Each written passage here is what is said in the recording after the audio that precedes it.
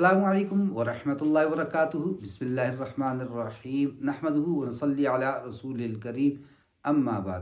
الحمدللہ، رمضان مبارک کا بابرکت مہینہ اور ہر مسلمان اس میں اللہ کو راضی کرنے کی بھرپور کوشش، سارا دن روزہ، رات کو قیام اللیل اور راتوں کو اٹھنا، اللہ کو راضی کرنا، تراویح پڑھنا، تہجد پڑھنا، سارے اعمال الحمدللہ سارے کے سارے کر رہے ہیں۔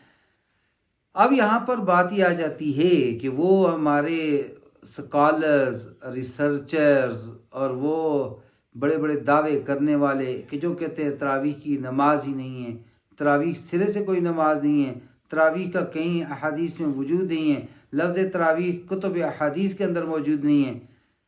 درست فرمایا، ٹھیک فرما رہے ہیں آپ، میں ساری باتیں آپ کی مانتا ہوں۔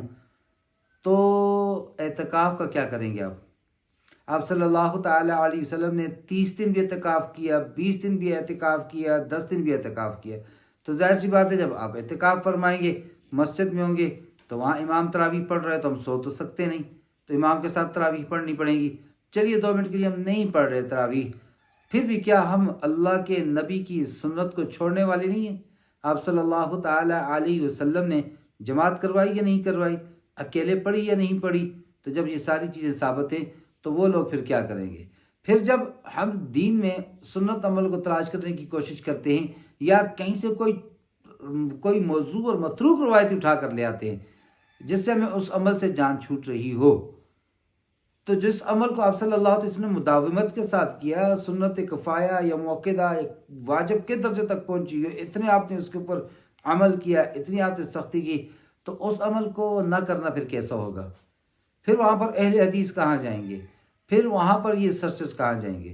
لہذا دین کے اندر انتشار نہ پھیلائیے، لوگوں کو ایک دوسرے کے پیچھے نہ لگائیے، مہربانی فرمائیے۔ اب آ جاتے ہیں اعتکاف کہتے کس کو ہیں؟ پہلی بات، اعتکاف کہتے ہیں اپنے آپ کو بند کر دینا، محصور کر دینا، اور ایک لغت میں اس کا معنی لکھا گیا گویا کسی کے در پہ جا کے پڑ جانا، کام ہوگا تو تب اٹھوں گا، یہ ہے اعتکاف کا معنی۔ اور جب ہم اعتکاف کا لفظ بولتے ہیں تو اس میں شریعت میں کی اصطلاح میں اس سے مراد کیا ہوتا ہے؟ رمضان مبارک کے اندر خاص طور پہ جو ہم سنت اعتکاف کا لفظ کہتے ہیں کہ پہلی طاق رات 21 کی رات کو مغرب سے پہلے مسجد کے اندر اعتکاف کی نیت سے حاضر ہو جانا، اور جب عید الفطر کے چاند، شوال کے چاند کی اطلاع آ جائے تب گھر کو جانا، یہ سنت اعتکاف یا رمضان کا اعتکاف کہلاتا ہے۔ مقصد اس کا کیا ہے؟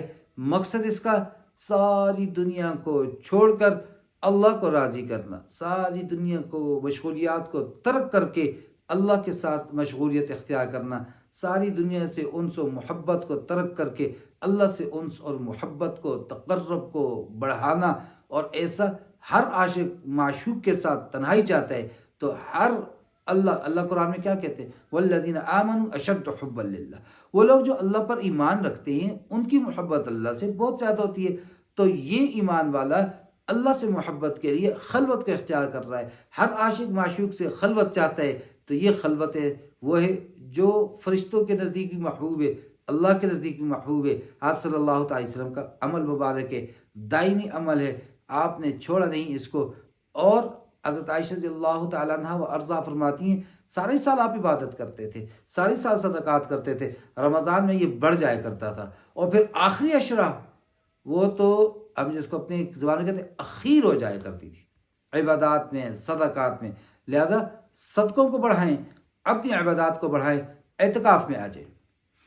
اب اعتکاف کے مسائل وہ بھی انشاءاللہ آہستہ آہستہ ہم ساتھ ساتھ ڈسکس کرتے رہیں گے۔ پہلی بات کہ وہ مغرب سے پہلے مسجد میں آ جائے۔ دوسری بات، کہاں تک مسجد ہوتی ہے اس کی لیمیٹیشن کو پہلے دن سے جاننا ضروری ہے۔ ہم مسجد کے برآمدے کو بھی مسجد سمجھ رہے ہیں، مسجد کے محراب کو بھی مسجد سمجھ رہے ہوتے ہیں، چپل جہاں اتارتے ہیں اس جگہ کو بھی، واش روم کو بھی، وضو والی جگہ کو بھی، ہر ایک جگہ یہ مسجد نہیں ہوا کرتی۔ آپ جائیں کئی مساجد میں ایسا ہوتا ہے، مسجد نبی میں آپ چلے جائیں کہ وہاں پر نشاندہی کی ہوئی ہے کہ یہاں تک مسجد ہے، باقی اس کی توسیعات ہے، وقت پڑنے پر اس کو وسیع کرتے گئے، تو وہ اس کے حصے کو شامل کیا گیا۔ ویسے تو پوری زمین کو اللہ تبارک و تعالیٰ نے اس امت کے لیے مسجد بنا دی ہے، جہاں آپ چاہیں نماز پڑھ لیں، لیکن جب ہم لفظ مسجد بولتے ہیں، جب ہم اس کا نقشہ بنواتے ہیں آرکیٹیکچر کے پاس جاتے ہیں تو ہم کہتے ہیں یہ محراب ہوگا، یہ مسجد کا ہال ہوگا، یہ مسجد کا برآمدہ ہوگا، یہ مسجد میں وضو کی جگہ ہوگی. تو یہ جب ہم کہتے ہیں نا مسجد کا ہال ہوگا اور یہ اس کا برآمدہ ہوگا، جو مسجد کا ہال ہم کہتے ہیں، یا وقف کرنے والے نے زمین وقف کرتے وقت، بنانے والے نے بناتے وقت جہاں تک مسجد کی نیت کی وہی جگہ مسجد کے اندر شامل ہے، باقی نہیں. اب کوئی آدمی جا کر محراب کے اندر بیٹھے ہوئے دوران اعتکاف، محراب مسجد سے باہر ہوتا ہے تو اس کا اعتکاف ٹوٹ جائے گا. اور کبھی کبھی ایسا بھی ہوتا ہے کہ ہم سگریٹ کے، نسوار کے، ایسی چیزوں کے عادی ہوتے ہیں. اب روزہ کھول دیا، اب اس کی طلب جاگ رہی ہے ہمارے اوپر. جب پیٹ بھر جاتا ہے تو بہت سی طلبیں جاگ جاتی ہیں. اب طلب جاگ گئی تو اب بار بار جا رہا ہے، سگریٹ پی رہا ہے، آ رہا ہے. تو میرے بھائیوں، پہلی بات یہ ہے کہ اس کی بدبو ہوتی ہے، وہ سگریٹ ہو یا نسوار ہو. اور جب آپ صلی اللہ تعالی وسلم نے جائز چیزیں، لہسن کھا کر مسجد میں آنے سے منع فرما دیا کہ اس سے بو سے فرشتے، اللہ کی نورانی مخلوق تنگ ہوتے ہیں، ان کو ایذا ہوتی ہے. تو سگریٹ کی بو سے تو ساتھ والا انسان بھی تنگ ہو رہا ہوتا ہے، فرشتے جو کہ نفیس ترین مخلوق ہیں ان کا کیا حال ہوگا. اور پھر جو مسجد سے آپ نے باہر وقت لگایا، اس نیت سے آپ گئے تو آپ کا اعتکاف بھی ٹوٹ رہا ہے.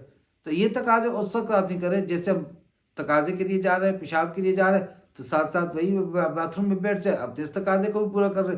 الگ سے اس کے لیے نکل کے جانا اور مسجد کے صحن میں یا باہر، بعض اوقات مسجد سے باہر ایک کھلی جگہ ہوتی ہے، ایک ہم کہہ سکتے ہیں کہ آگے ایک صحن ہوتا ہے جو وضو خانے بالکل دور الگ ہوتے ہیں، وہاں پہ کھڑا ہے اور پی رہا ہے. تو یہ چیزیں اس کے اعتکاف کو توڑنے والی ہیں، ایسا نہ کریں. چلو اگر ہم کہہ دیتے ہیں کسی نے بہت نرمی کا فتویٰ دے دیا، کر بھی دیا، تو کم از کم مکروہ تحریمی تو کدھر گیا ہی نہیں ہے نا. تو کیوں اپنی ساری محنت کو، عبادت کو، ریاضت کو ضائع کر رہے ہیں؟ لہذا کوشش کیجئے کہ ان چیزوں سے پرہیز کیجئے. اسی طرح سے مقصد اصلی اللہ کے ساتھ خلوت ہے، اللہ کو اپنا شوق محبت دکھانی ہے، اللہ کو اپنی نیت ظاہر کرنی ہے. تو اپنے نفس اور شیطان کے ساتھ ساتھ تیسرے دشمن موبائل کو گھر پہ چھوڑ کے آئیے، کٹ جائیے دنیا سے.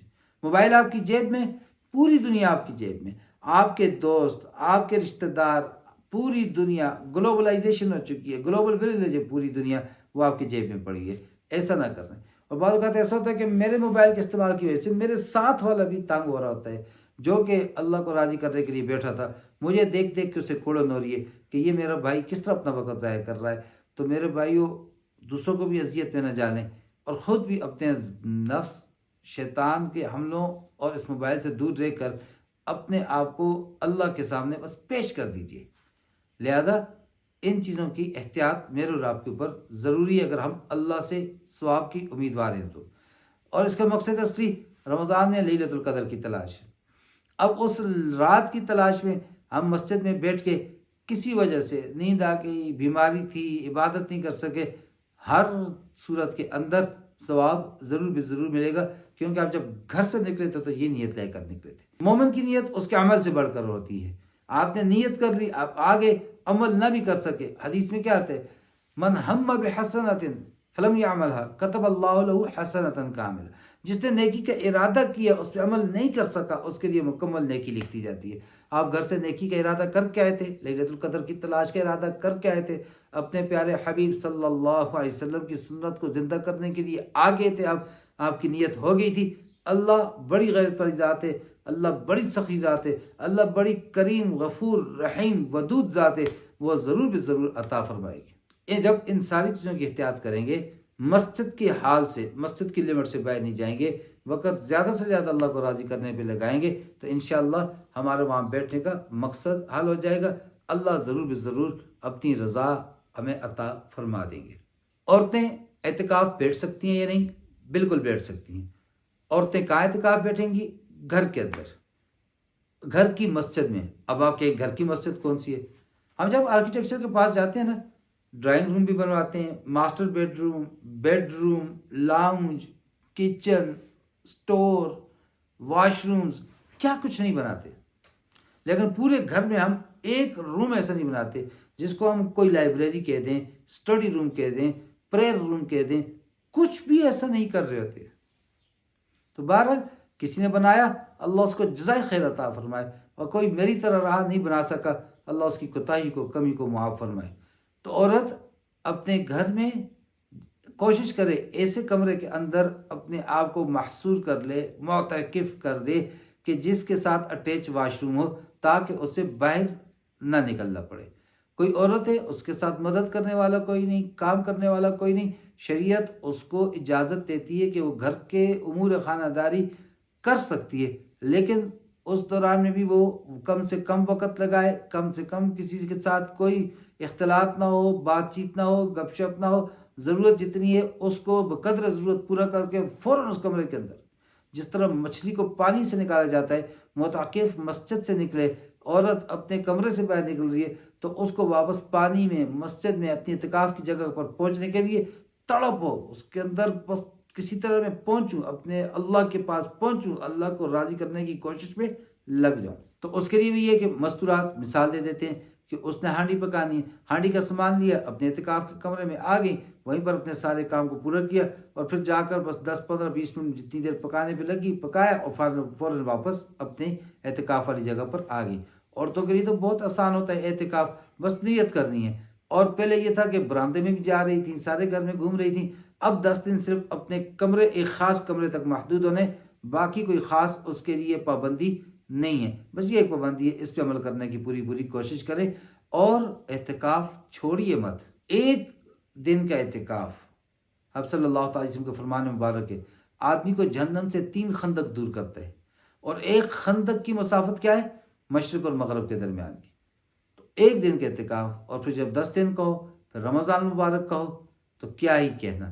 لہذا ضرور بے ضرور آپ حالات بھی جیسی مسجد میں داخل اعتکاف کی نیت فرما دیجیے گا کہ میں اب اللہ کے گھر میں آ گیا ہوں، جتنی دیر بیٹھا ہوں ثواب سے خالی نہ رہوں، محروم نہ رہوں۔ پھر ہم بہت سے ایسے کام کر رہے ہوتے ہیں جو بغیر اعتکاف کی نیت کے درست نہیں ہوتے، کھا رہے ہیں، پی رہے ہیں، سو رہے ہیں، تو لہذا اعتکاف کی نیت کر دیا کریں۔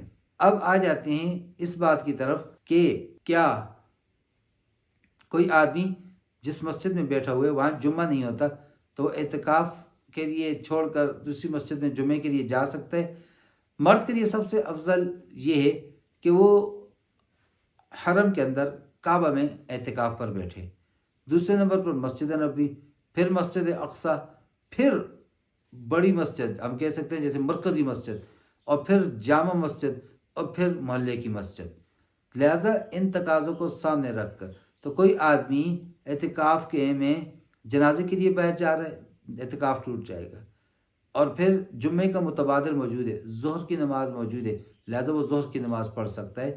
تو ایسی چیزوں کے لیے اپنے اعتکاف ضائع نہ کرے۔ ایک اور حدیث کا مفہوم ہے، جب معتکف آدمی ان عبادتوں میں شامل نہیں ہو سکتا جن میں بغیر اعتکاف کے شامل ہو سکتا تھا، جیسے بیمار کی عیادت کہیں جا کر، اسپتال جا کر کرنا، یعنی مسجد سے باہر کے جو کام ہیں، کسی غریب کی مدد کر دی آپ، کسی بھائی کی سفارش کے لیے آپ نکل گئے، کسی بھائی کے کام کے لیے آپ چلے گئے، اسی طرح سے کسی جنازے کے اندر آپ نے شرکت کر دی، یہ سارے کے سارے وہ کام ہیں جو اعتکاف میں نہ ہوتے شاید ہم پھر بھی نہ کرتے، لیکن اللہ کو دیکھیں کیسی کریم ذات ہے کہ ہم اعتکاف میں بیٹھ کے، اور ہم نے سنا جی تو ہمارے دل میں آیا کہ یار میں ہوتا تو میں اس کو بیمار کی عیادت کر لیتا، میں ہوتا تو میں اس جنازے میں شریک ہو جاتا، تو اس شخص کو اس جنازہ پڑھنے والے جیسا ثواب ہوتا ہے، اس عیادت کرنے والے جیسا ثواب ہوتا ہے۔ کام اس سے نہیں کیا، میں عرض کر چکا، مومن کی نیت بڑھ کر ہے، کام اس نے نہیں کیا، لیکن مسجد کے باہر کی باتوں کا ثواب اس کو مسجد میں بیٹھے بیٹھے بھی حاصل ہو رہا ہے۔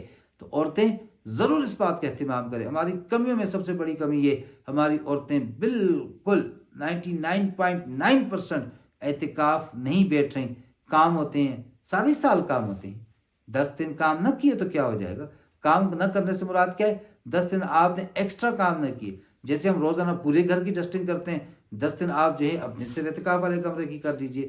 10 دن جو ہے ہم سارے گھر کو جو ہے وہ دیکھ رہے ہوتے ہیں، سارے گھر کے کام کر رہے ہیں، کپڑے بھی دھو رہے ہیں، برتن بھی دھو رہے ہیں، 10 دن نہ کیے تو کیا ہو جائے گا؟ کپڑے الحمدللہ آج وہ زمانہ نہیں ہے تنگیوں والا، آج ہر آدمی کے پاس 3-5 جوڑے موجود ہی ہوتے ہیں، تو 3 دن ان کو استعمال کر لیں۔ لہٰذا یہ چھوٹی چھوٹی عذروں پر شیطان رائی کو پہاڑ کر کے سامنے کر دیتا ہے، اور واصف علی واصف رحمہ اللہ فرماتے ہیں کہ آدمی جب تک ارادہ نہ کر رہے ہر چیز مشکل لگتی ہے، جب ارادہ کر رہے تو پہاڑ بھی رائی کے دانے کے برابر ہو جاتا ہے۔ ہمت کیجئے، اللہ کو اپنی نیت دکھائیے، اللہ کو یہ اپنے آپ کو پیش کر دیجئے کہ اللہ میں تیار ہوں۔ اب اگر آپ نے مجھے توفیق نہ دی تو قیامت میں مجھ سے اس سے مواخذہ نہ کیجیے گا. سامنے آ جائیں، اللہ کے اپنی نیت بتا دیں، اللہ کو کھڑے ہو جائیں، انشاءاللہ اللہ آپ کی مدد ضرور کریں گے. اب وہ لوگ جو کالج میں، اسکول میں، یونیورسٹی میں پڑھتے ہیں، جاب کرتے ہیں، تو ان کے لیے اصل اپنے کام پر لگے رہنا ہے. اور والدین خوش نہیں ہیں کہ تم اسکول چھوڑ کر، کالج یونیورسٹی چھوڑ کر اعتکاف بیٹھو.